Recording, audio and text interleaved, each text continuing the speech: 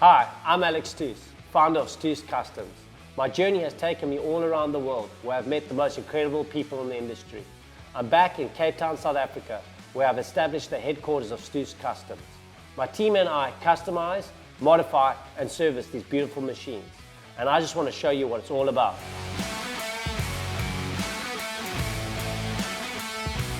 Welcome to Stoos Crafted Season 2. In this season, you're going to see some epic customization, modifications, and meet some very talented craftsmen on my road trip down the garden route and back via the iconic Route 62.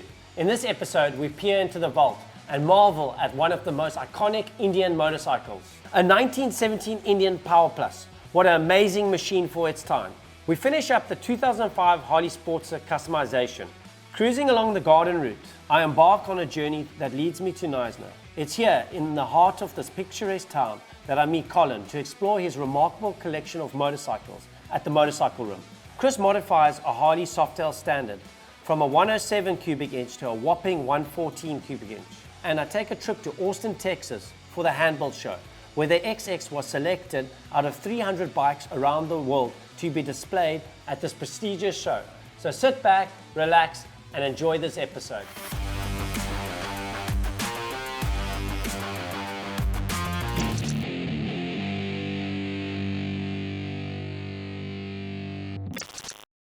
Welcome to the Vault, and today we introduce the 1917 Indian Power Plus, an icon in American motorcycling history. With its powerful V-twin motor for its time, the 1917 Indian Power Plus set the standards for performance and boasted a distinctive stylish design. The Indian Power Plus was developed from 1916 to 1924 by the Indian Motorcycle Company, and this was during the pioneer era of motorcycling history. You look at this motorcycle, it's 106 years old. The first thing that comes to mind is how far we've come in motorcycling. There's always the eternal argument about who brought the feature out first and is it the same as that one and just a different name. But in 1917, being part of these production teams, you can imagine the excitement around developing something new that you knew for a fact that when you unveiled it, the competition didn't have. It was basically a canvas to improve on everything in those days. Now, I look at a bike like this and I know that they would get up to speeds of 120 miles per hour. An incredible motorcycle. The style, it just oozes era. The stick shift, gear shift mechanism on this bike, the beautiful chain drive, double chain link-up setup. We're just super honored to have this in the Vault. Beautiful.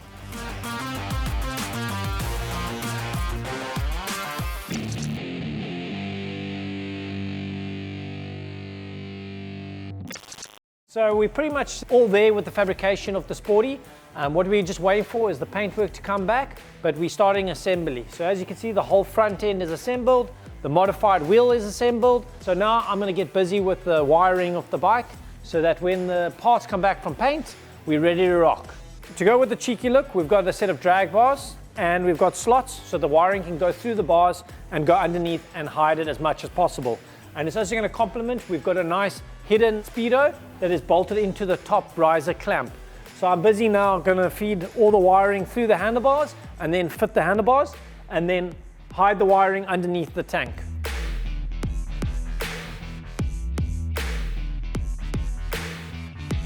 Alright, so the struts have been trimmed and shaped and we've coated them to prevent rust. And what we're going to do now, we've manufactured this bolt, we've drilled it and tapped it so that this acts as not only the bolt to hold the turn signal, but it will also hold the fender. So it's 2 in 1. So you can see we've drilled right through, tapped it, and it takes a super bright LED that will function as your running light, your brake light, and your turn signal. So these lights are freaking awesome. I use them on pretty much all our builds because they're so small, they're nice and easy to hide away, and they are extremely bright and they are TUV approved. So fully legal, so super nifty.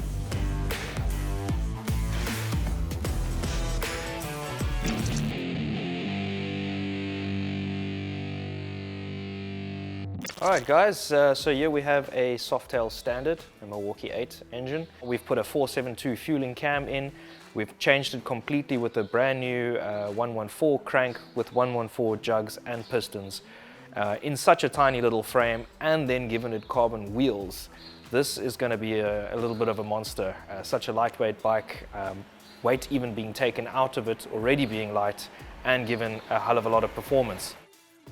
Alrighty, and then color as well is going to be quite a different one. So this customer likes to be unique, and Lamborghini and Ducati did a collaboration, and they made a specific bike on the XD Oval.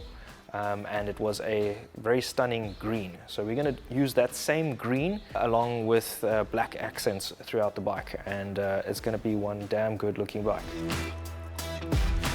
Alright, so back to the carbon wheels. Yeah, we have jumped up sizing as well, so there's an 18 and a 21 in the front. And what this does is it actually lifts the bike up a little bit and gives us access to a much more stickier compound tires and better sizing. Also for handling and acceleration and everything like that. Then we've also done the fender on here, little bobber fender. Alex has actually CNC'd the struts in here, so this is going to have a two-tone color in the struts along with the green in the fender, and obviously all hand fabricated besides for the CNC side. Done the solo seat with also a very nice little cover over here to cover up all the shock and the wiring and everything. Minimalistic look, and keep it nice and neat and clean. Alrighty guys, welcome back. As you can see, this beaut is done. We've got our green tank and it's playing nicely on the black. We've got our ceramic coating all over to blend in and everything tied up neatly on all little bits. It's all those little touches that pull this whole beautiful package together. All that's left is now to go ride.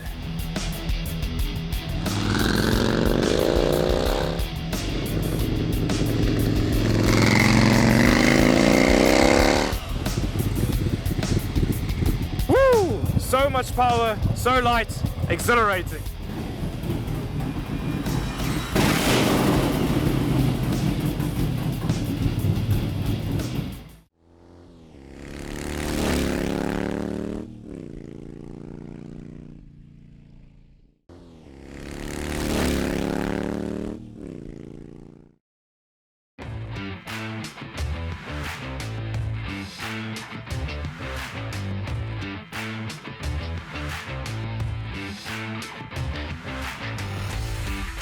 Anyone that's been on motorcycle, grown up on motorcycles, their dream bike, how does one end up with over 150 bikes? Yeah, this is kind of Disneyland for bikers. I've been riding since 8 years old. I raced a bit after the military. Did a lot of adventure biking, so I don't think there's a road in South Africa that I haven't ridden. One day I was in Gumtree and I saw a little 50cc from our school days. So I bought it, got it home, got it running, fixed it up, and the next day I found another one, and I found another one. So I landed up with about 30, 40 bikes of my own, and we had a mini man cave, you know. We used to watch MotoGP there and all of that. And as people found out I had bikes, they'd, can we please see them? So I just thought, you know, maybe people want to see this kind of thing. And I came across this building. Yeah, we put 40 bikes on the floor, and from the day the doors opened, people just came in and they just loved it. And it's just a hobby now that has got completely out of hand, you know.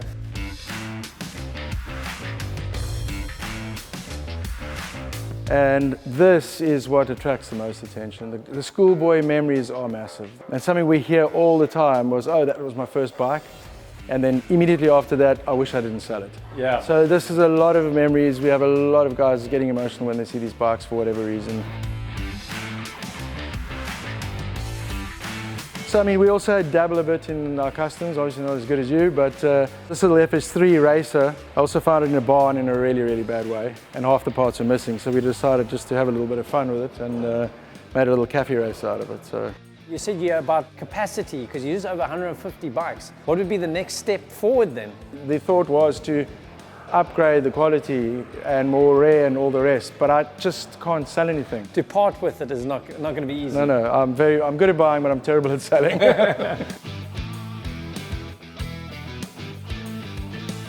Gavin had built some really, really, really special bikes, which obviously are very expensive. So watching MotoGP, having a bra, I said, Gav, why don't we build something really cool out of something really, really terrible? No one expected that. Yeah. So this was a GN250 delivery bike back in the day. Bit of an aviation theme, so it's dedicated to the barnstormers, which were the World War II pilots that flew through the barns. His wife actually built the seat, made the seat, so nice hand-stitched leather. She did that. And then the ignition switch is a takeoff switch from a World War I airplane. Okay, yeah. So literally, if you want me to crank it up, so you put it in takeoff, and you...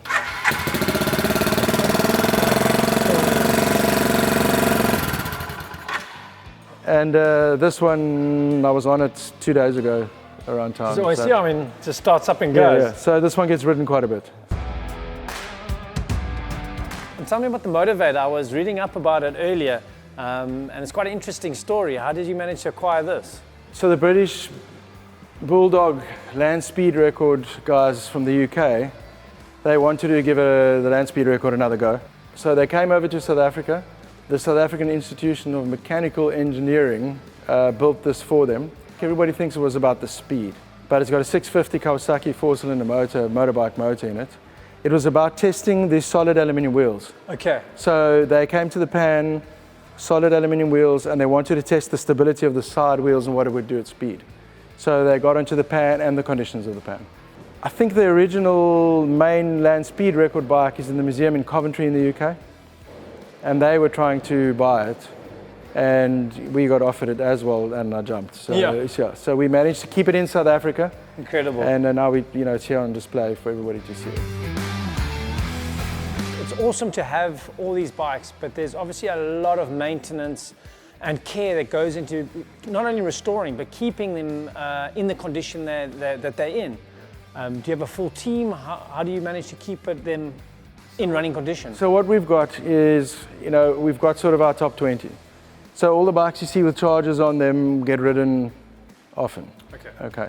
It's impossible to keep everything running. So I'd like to get the bike, get it running, take it for a ride, and then it'll get parked. So I might get a bee in my bonnet and decide to take the little Moto Guzzi for a ride, and then we'll put it on the bench, get it running, give it a carb clean, some fresh fuel, and take it for a ride. I don't take this too seriously. So as long as I'm having fun, and I get just as excited if I hear there's half a bike on a farm somewhere under a tree, I get more excited than any of the new bikes that come my way, and I'll be on a bike and go and find it. Find the next one. Absolutely. It doesn't matter what walk of life, what language you speak, what country you're from, whatever your past is. If you come here and you're talking around a motorcycle that you somehow relate to, everything goes out the window. Absolutely. Everyone's equal, everyone's the same. The bike language comes out and you talk. We've had some very famous people here. Charlie Borman comes often, and Lyndon Poskett, the world traveller. Norrie Skuman from Itchy Boots fame, her bike is actually here with us.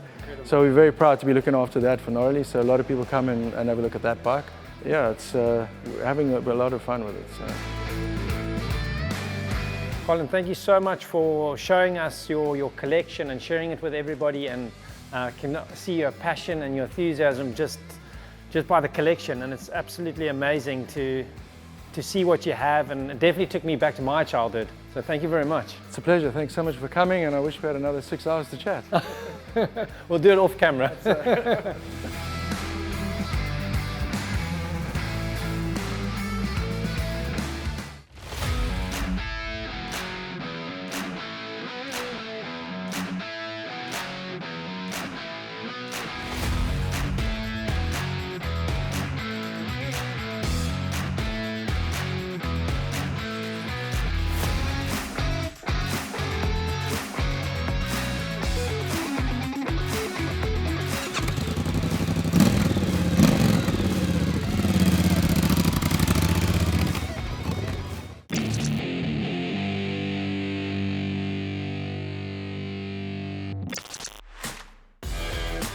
So what I got here is a 2020 Speedmaster, and this particular build is a collaboration with Monster, Jerry's and Stoos Customs. We have so much planned for this beast, but the great thing is once we're done, it'll be up for grabs.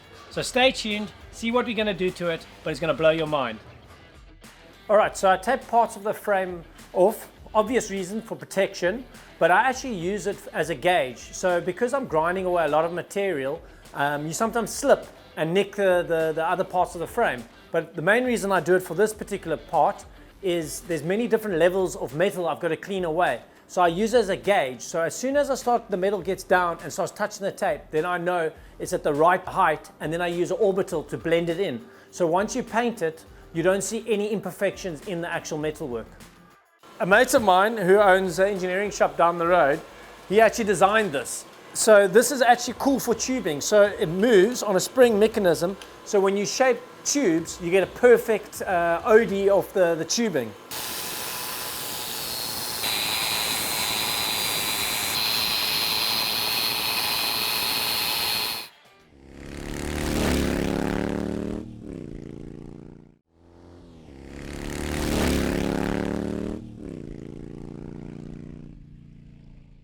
All right, so for this bad boy, we're gonna go with quite a nostalgic look, kind of stick to that old school chopper feeling, also with like a classic beach cruiser. So it's gonna be like a combination of a chopper beach cruiser vibe. So what we've got is a nice set of ape hangers that we're gonna install and make.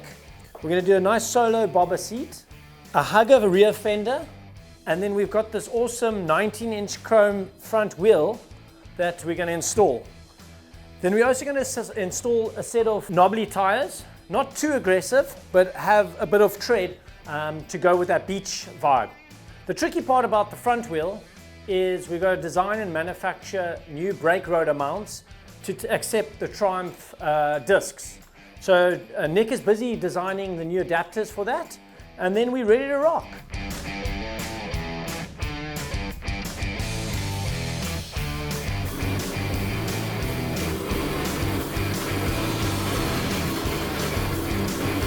So this is the Harley brake disc, and this is the Triumph brake disc. So you can see the bolting pattern is quite different, and so is the size. So what we've had to manufacture is a new adaptation plate that bolts onto the hub. There's a tight fit, and then this will bolt onto there, so that you can put the Triumph brake disc on a Harley wheel. Too easy. We finished fitting the handlebars and the seat pan. What we had to do is position them all in the right place so that when you climb on the bike, it looks good and it's also comfortable. And we've also finished fitting the front wheel. This was a little tricky because we had to design and manufacture spacers. But Nick killed it and it just slides on in. So with the way the handlebars have been positioned and the way we fabricated the seat mount, you can see it gives you a nice stance. This also is nice and comfortable, but it also gives it that classic look. So this is the old school mufflers I want to go for. They give it quite a nostalgic look, and obviously these aren't, they say they're direct bolts on, but for a Harley, not a Triumph. So what I've got to do is I've got to design and manufacture a stainless steel fitting that will fit between here and the headers. Yeah, so the bike's looking really good, and we're making some good progress.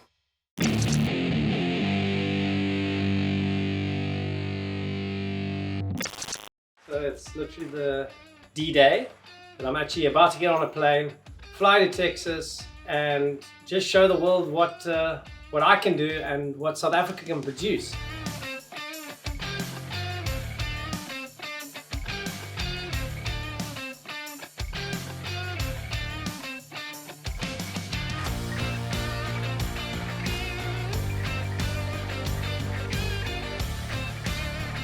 Alright, so we're at Revival Cycles in Austin, Texas. Our bike arrived yesterday. It's been quite a stressful journey, but eventually it's here in one piece. So I'm about to uncrate it, get a new battery in, put the oils in, and fire it up and get it ready for the Handbuilt show.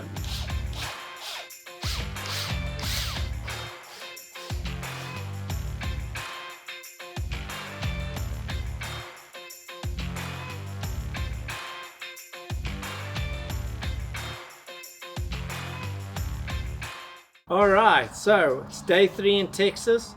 The Handbuilt show is tomorrow. The bike is ready to rock. We managed to find all the oils. We ordered a battery, so the XX is ready to rock and be presented at the show. It is literally weekend of madness in Texas. If you're a motorcycle enthusiast, this is a place to be around the world at this weekend.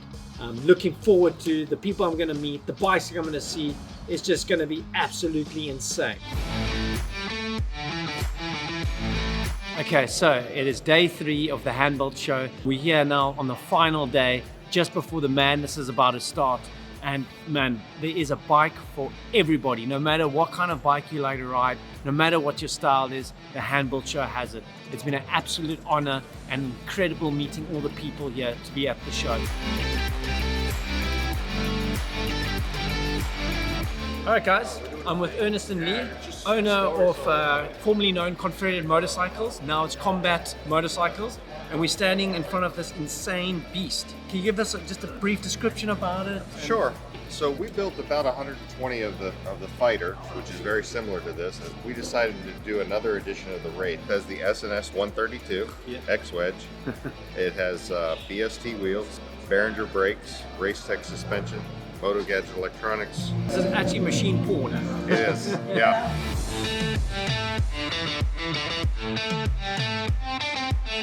All right, guys, so I'm standing with Alan, the founder of Revival Cycles and the founder of the Handbuilt show. Can you just tell us how this started and what is the idea to capture with the Handbuilt show? MotoGP was going to be in Austin, which seemed like a dream. I said I want to do a big party. It just kind of grew. And then I formed it into Revival, what I was already doing. And we started getting support from big sponsors and the racetrack and from other people that kind of helped us grow it. And it's just gone from there. And then these guys in South Africa come out, you know, yeah. What's so great is connecting different builders from around the country, around the world, because we all have something in common. We're all motorheads. What I love about the show is it doesn't matter what you ride, what bike you like, there's something for everybody. A little bit of everything. Yeah. Now we're here, and it's been an absolute privilege to be part of this. It's a long way to come, dude, and I really appreciate the fact that we were able to make it happen. Yeah, thank you very much. Yeah, no, thank you.